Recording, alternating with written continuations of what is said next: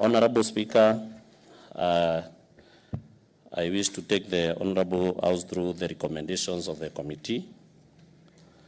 Based on the foregoing observations and conclusions and pursuant to the provisions of Section 9, subsection 2 of the Public Appointments Act 2017, the committee draws the following recommendations. 1, that this Honorable Assembly rejects the nomination of Mr. George Gikunda Mungania, the nominee for the position of CECM in charge of the Department of Health Services.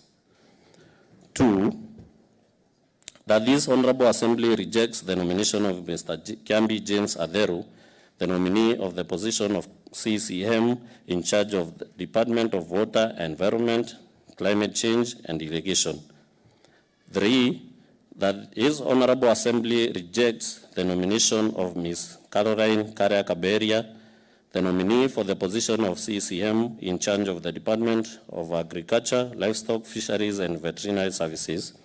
4, that this Honorable Assembly rejects the nomination of Mr. Murungi James, muthomi, the nominee for the position of County Executive Committee member in charge of the Department of Roads, Energy, and Public Works.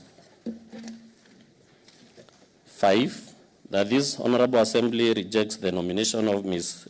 Ester Njeru, the nominee of the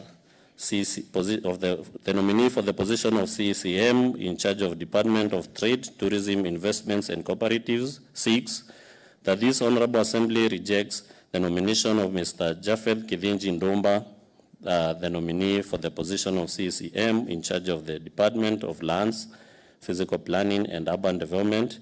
7, that this Honorable Assembly rejects the nomination of Ms. Casty kaimuri micheni, the nominee for the position of CECM in charge of the Department of Youth Affairs, Sports, Gender, and Social Development. 8, that this Honorable Assembly approves the nomination of Ms. Kadhono Monica Kaithiori, nominee for the position of County Executive Committee member in charge of the Department of Finance and Economic Planning. 9, that this Honorable Assembly approves the nomination of Mr. Japhet the nominee for the position of County Executive Committee member in charge of the Department of Education, Science, Culture, ICT, and Arts.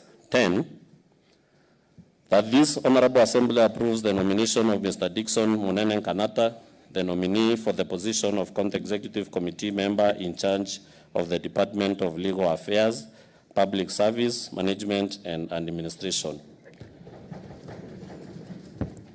Recommendation number 11, that pursuant to the provisions of Section 10(1) of the Public Appointments Act 2017, Her Excellency the Governor, in nominating and submitting another candidate for approval by the County